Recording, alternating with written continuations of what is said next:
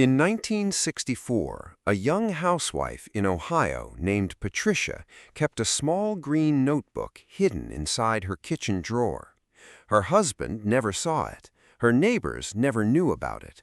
But every single night, after the dishes were washed and the children were asleep, she opened that notebook and wrote down every penny that entered and left her home.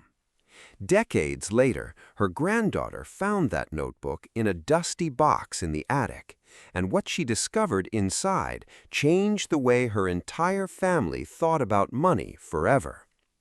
Before we reveal what was written in those pages, hit subscribe, drop a like, and tell us in the comments where you're watching from today, because what you're about to learn could change the way you handle your finances starting tonight. Most of us think budgeting apps are the smartest way to manage money.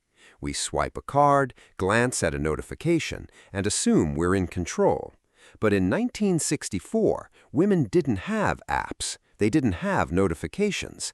They had a pen, a notebook, and a quiet kind of discipline that modern technology has somehow erased. Patricia's notebook wasn't fancy. It wasn't color-coded or laminated. It was just 4 columns, written by hand, every single night for years. And according to financial behavior researchers, that simple act of writing, instead of swiping, created something modern banking apps can never replicate: a tactile connection between the hand, the eye, and the wallet. Think about the last time you tapped your card at a grocery store. Did you feel anything? Probably not. That's the problem. Digital spending has become so frictionless that our brains barely register it as real money leaving our hands. But in 1964, when Patricia wrote $4.12 groceries in her ledger, she had to physically see the number. She had to watch her cash total shrink with her own eyes. There was no swiping away the discomfort. There was no notification she could simply dismiss. The number stared back at her, and she had to sit with it. This is the forgotten secret behind why so many households in the 1960s, even working-class families living paycheck to paycheck, managed to stay afloat without credit cards, without overdraft fees, and without the constant anxiety so many American families feel today. It wasn't because they earned more. In many cases, they earned far less than we do now, adjusted for inflation. It was because they could see their money. Every dollar had a name. Every dollar had a job, and every single night, that little green notebook held the truth. So why did this habit disappear? Why did an entire generation of women abandon the ledger system that once protected their households from financial chaos? The answer might surprise you, and it has everything to do with what happened next in Patricia's story, something she didn't expect to find buried in her own handwriting years later. But to understand the full picture, we first need to go back to the very beginning, the simple 4-column system that started it all. If you opened Patricia's notebook today, the first thing you'd notice is how plain it looked. No spreadsheets, no formulas, no colorful charts, just 4 columns drawn in pencil, ruled by hand across a worn page. Date, description, cash in, cash out. That's it. 4 simple words that quietly built the financial backbone of an entire household. It looked almost too simple to matter, but simplicity, as Patricia would later prove, was exactly the point. The first column was the date. Every entry began with the day of the week and the date itself, because women like Patricia understood something modern budgeting often forgets. Money isn't just about amounts, it's about timing. Knowing when bills were due, when paychecks arrived, and when expenses clustered together gave her a rhythm. She could see patterns emerge across weeks, not just isolated numbers floating in confusion. The second column was description. This wasn't a vague label like shopping or misc. Patricia wrote specifics: bread and milk, Kroger. Bus fare, downtown. Children's shoes, Sears. Every entry told a small story, and when you read enough of these entries together, you start to see something fascinating. Her ledger wasn't just a record of spending, it was a diary of her family's daily life written in dollars and cents. The third column was cash in, every dollar that entered the household, her husband's paycheck, the few dollars she earned selling preserves at the church bazaar, birthday money from her mother. Every source was tracked, no matter how small. Many women in this era believed that ignoring small income sources was just as dangerous as ignoring small expenses because both created blind spots in the bigger financial picture. The fourth column was cash out, and this is where the real discipline began. Every expense, no matter how minor, was recorded the same night it happened, not the next day, not when she had time, the same night. Because Patricia, like many housewives of her generation, understood a truth that modern Americans have largely forgotten. If you don't write it down immediately, your brain quietly erases it, and your bank account pays the price. At the bottom of each page, she drew a single line and calculated her running balance. Not an estimate, not a guess, an exact number, written by hand, verified against the cash she physically held in her purse or her kitchen jar. If the numbers didn't match, she didn't move on until she found the discrepancy. This wasn't about being obsessive. It was about being aware, fully, completely aware of where every single dollar in her household stood at any given moment. This four-column system seems almost embarrassingly simple by today's standards. No app, no automation, no artificial intelligence tracking her spending habits. And yet, families using systems like this in the 1960s often weathered financial hardship with a level of stability that feels almost unimaginable today. But the columns were only the foundation. The real power of Patricia's ledger came from how she divided her expenses into two very different categories, a decision that would protect her family during the hardest months of the year. Patricia didn't treat all expenses equally, and this is where her system started revealing something deeper than simple bookkeeping. In the margins of her ledger, she drew small symbols next to certain entries, a small house icon next to rent, a small lightning bolt next to the electric bill. These weren't random doodles. They were her way of separating what she called must-haves from nice-to-haves, a distinction that modern budgeting often blurs, but one that 1960s housewives understood instinctively. The must-haves were non-negotiable: rent, utilities, basic groceries, insurance. These were the expenses that kept a family's foundation intact, no matter what else happened that month. Patricia made sure these were paid first, every single time, before a single dollar went anywhere else. There was no debate, no temptation, no "I'll figure it out later." The roof over her children's heads came before everything. The nice-to-haves were different: entertainment, new dresses for the girls, a trip to the soda fountain, a new tablecloth for Sunday dinner. These weren't bad expenses. Patricia wasn't against enjoying life, but she understood something crucial. Nice-to-haves only happened after the must-haves were fully covered, and never the other way around. This single rule, simple as it sounds, prevented an entire category of financial stress that plagues so many households today.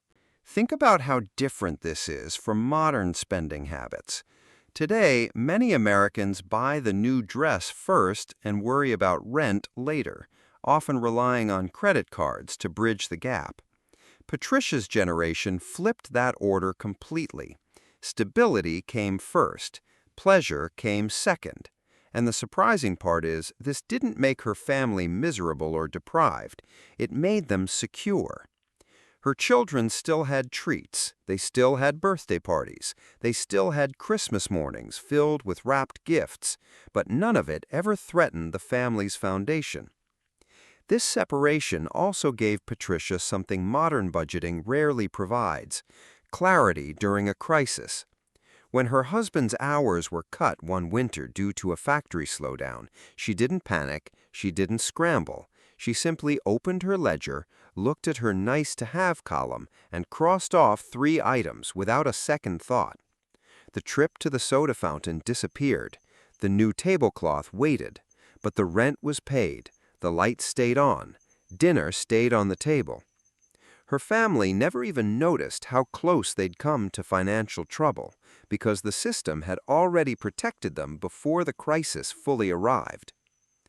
This is the part of the story where Patricia's neighbors started to notice something strange.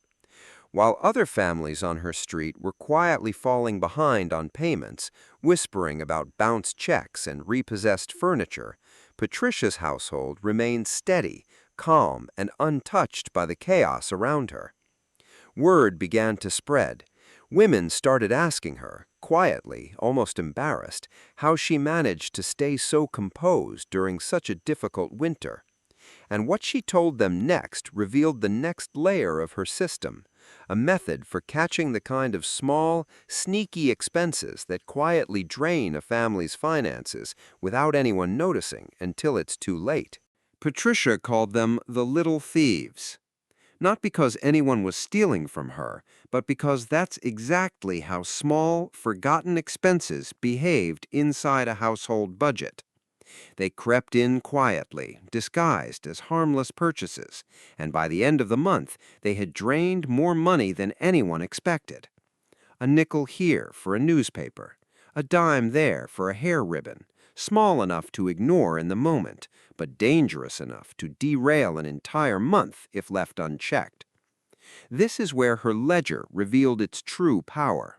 Because every expense was written down the same night, Patricia could flip back through her pages at the end of each week and see patterns that would have otherwise stayed invisible. She started noticing things. The corner bakery visits added up to more than she expected.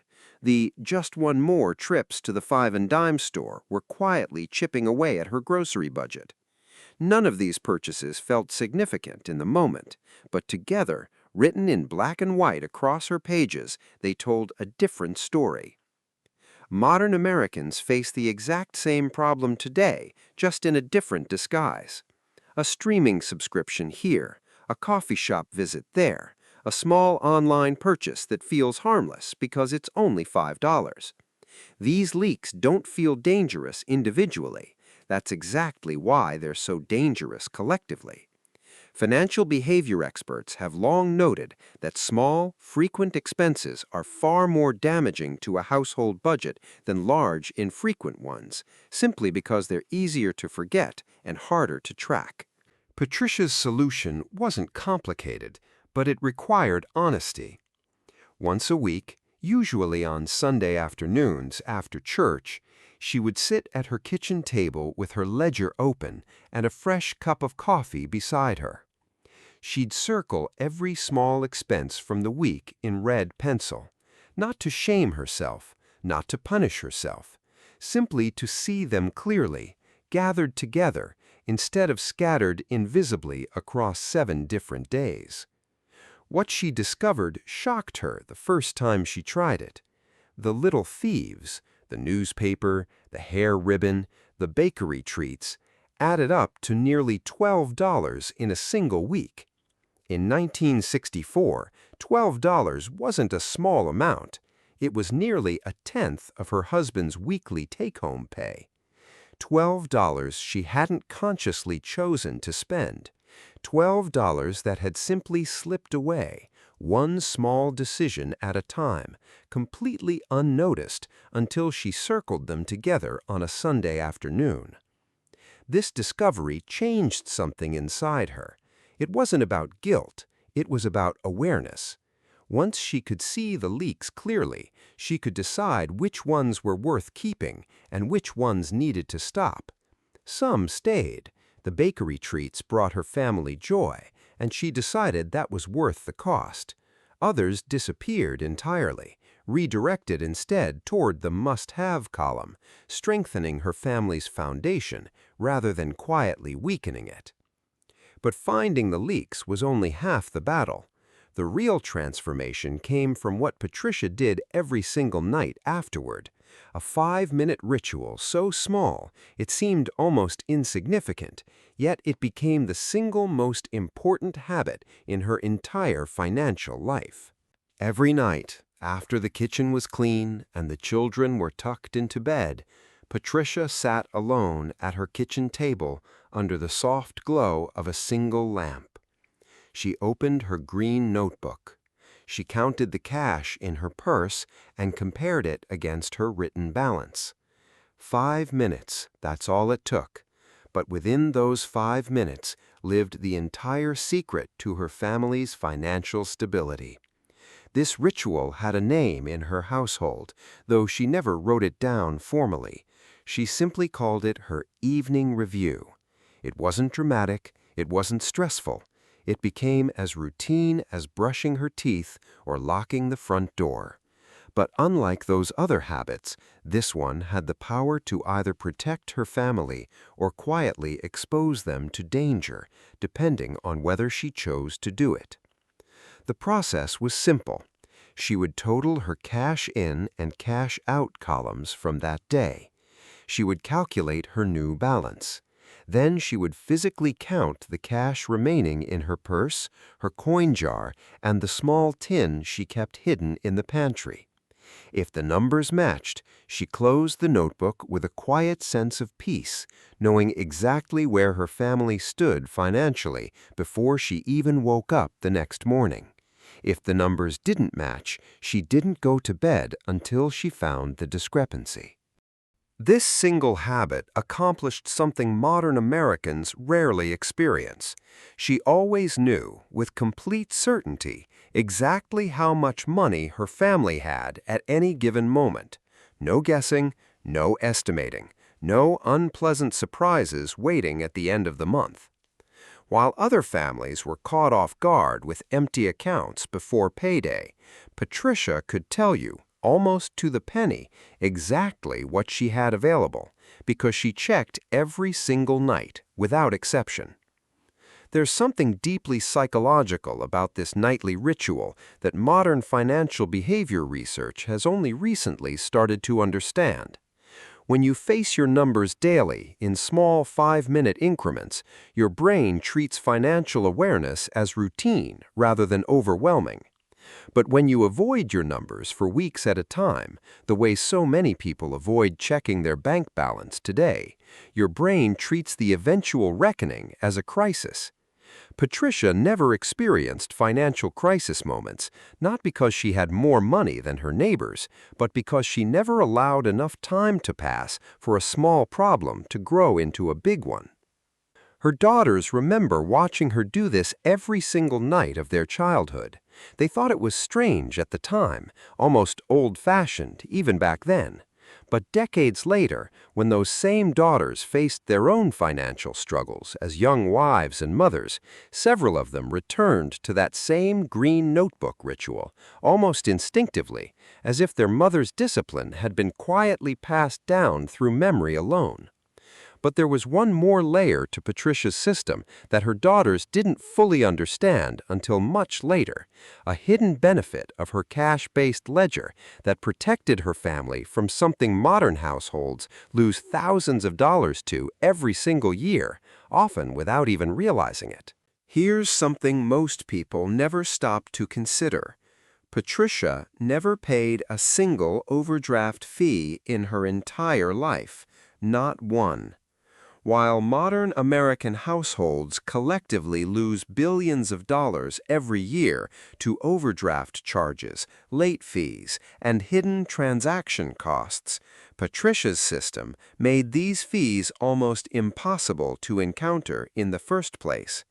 This wasn't an accident. It was a quiet, structural advantage built directly into the way she managed her money. Think about how modern banking actually works. When you swipe a card and don't have enough funds, many banks simply approve the transaction anyway and then charge you a penalty fee for the privilege. It sounds almost absurd when you say it out loud, but this is exactly how millions of Americans lose money every single month, often without fully understanding why their account balance keeps shrinking faster than their actual spending would suggest. Patricia's system made this entire problem structurally impossible. Because she operated primarily in cash, tracked meticulously in her ledger, she physically could not spend money she didn't have. There was no overdraft to fall into, because there was no credit line extending false security to her purchases. If her envelope was empty, her spending for that category simply stopped. No penalty, no fee, no spiral of compounding charges eating away at money she'd already earned. This is one of the most overlooked lessons from 1960s household economics. Cash has a natural ceiling. Digital spending, by design, often doesn't. When Patricia wanted to buy something, she had to physically have the bills in her hand. There was no tap-to-pay illusion creating false confidence about funds that didn't actually exist. The ledger and the cash worked together as a single system, each one keeping the other honest. Beyond overdraft fees, Patricia's system also protected her from something far more subtle, the slow bleed of small transaction fees and minimum balance charges that modern banking quietly extracts from millions of accounts. Because her money lived in her home, tracked in her own handwriting, rather than scattered across digital accounts with confusing fee structures, she maintained complete control over every dollar without paying anyone else for the privilege of managing it. This doesn't mean modern banking is inherently bad or that everyone should abandon digital accounts entirely, but it does reveal something important about how visibility protects households from invisible costs. When money becomes abstract, a number on a screen rather than physical bills in an envelope, it becomes far easier for fees, charges, and penalties to slip through unnoticed. Patricia's generation, without even realizing it, built a financial firewall against a problem that wouldn't fully emerge for another 50 years. And this brings us to the final piece of her system, the part of the story that her granddaughter discovered tucked into the very last pages of that green notebook, a discovery that revealed the true secret behind how Patricia's family managed to afford things that seemed financially impossible on her husband's modest factory wages. Near the back of Patricia's notebook, her granddaughter found a section unlike anything else in the ledger. Instead of daily entries, this page was divided into small categories, each with its own running total, updated weekly instead of daily. Winter coats, shoe repair, Christmas, car repairs. Each category had its own quiet, patient column of numbers slowly climbing upward week after week, month after month. This was Patricia's sinking fund, though she never used that exact term because the phrase wasn't common household language in 1964. She simply called it her someday money. Every week, after the must-haves were covered and the evening review was complete, she would set aside small amounts, sometimes only 50 cents, sometimes $1, into these specific categories, not because she needed the money that week, because she knew with complete certainty that she would need it eventually. This is the secret that explains how Patricia's family always seemed prepared for expenses that blindsided other households. When her son needed new winter boots in November, she didn't panic, and she didn't reach for a loan or credit. She simply opened her ledger, looked at the shoe repair and clothing column, and the money was already there, quietly waiting, accumulated nickel by nickel across the previous months. When the car needed unexpected repairs that same year, the car repair column had grown just enough to cover it without disrupting a single other part of the family's budget. This is the single most powerful lesson hidden inside Patricia's entire system, and it's the one most modern households have completely lost touch with. We've become a culture of reactive spending, facing large expenses only when they arrive, then scrambling to cover them through credit cards, loans, or emergency withdrawals that create new financial damage while solving the immediate problem. Patricia's generation flipped this completely. They didn't wait for big expenses to surprise them. They prepared for them in advance, in small, almost invisible increments that never disrupted daily life. The psychological impact of this habit cannot be overstated. Patricia never experienced the panic of an unexpected bill, because nothing was ever truly unexpected. Winter always came. Shoes always wore out. Cars always needed repairs eventually. These weren't surprises, they were certainties, simply waiting for their moment. And because she prepared for certainties in advance, her family experienced something incredibly rare for a working-class household in the 1960s: complete financial calm, even during seasons that devastated other families on her street. Her granddaughter sat at that same kitchen table, decades later, staring at those handwritten columns and felt something shift inside her. This wasn't just an old notebook, it was a complete philosophy of financial peace, built not on income, not on luck, and not on any special financial knowledge, but on visibility, discipline, and quiet, consistent preparation. A philosophy that modern banking apps, despite all their convenience, have somehow never managed to replicate. So why does this story matter to you, sitting here in today's world of mobile banking, instant transfers, and one-click purchases? Because the problem Patricia solved in 1964 hasn't actually gone away. It's only changed shape. Today's little thieves hide inside subscription services instead of corner bakeries. Today's overdraft fees hide behind confusing digital interfaces instead of obvious cash shortages.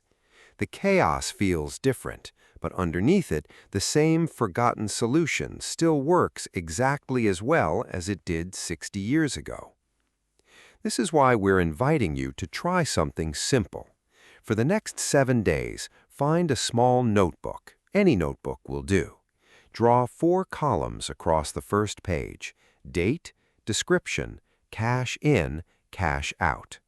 Tonight, before you go to bed, write down everything that entered and left your finances today, no matter how small. Tomorrow night, do it again, and the night after that. You don't need to switch entirely to cash. You don't need to abandon your banking app or your credit card. This isn't about rejecting modern life. It's about reclaiming the awareness that modern convenience has quietly stripped away from millions of American households. Just 7 days of writing it down, by hand, every single night. 5 minutes. That's all Patricia ever needed. By day 3, most people start noticing their own version of the little thieves, small expenses they didn't realize were adding up. By day 5, many people report feeling a strange sense of calm they haven't felt in months, simply from knowing exactly where their money stands instead of vaguely hoping it's enough. By day 7, something shifts. The notebook stops feeling like a chore and starts feeling like control, real, tangible control over a part of life that so often feels chaotic and overwhelming. Patricia passed away years ago, but her green notebook still sits in her granddaughter's kitchen drawer today, in the exact same spot Patricia once kept it. Not as a relic of the past, but as a living reminder that financial peace was never about how much money you earned. It was about how clearly you could see it, how honestly you tracked it, and how consistently you prepared for what was coming. Her family never had much, but they always had enough. And the difference between those two things was written every single night in 4 simple columns inside a small green notebook. So here's our question for you today, and we genuinely love to read your answer in the comments below. Do you think families today would feel less financial stress if they returned to writing down their spending by hand, the way Patricia did back in 1964? Or has modern banking made that kind of awareness impossible to bring back? If this story resonated with you, if it made you think differently about the money quietly slipping through your own fingers, take a moment to subscribe, leave a like, and share this with someone in your life who could use a little forgotten wisdom today. Because sometimes the answers we're searching for in the chaos of modern life were written down decades ago in pencil in a notebook that nobody thought to look at twice.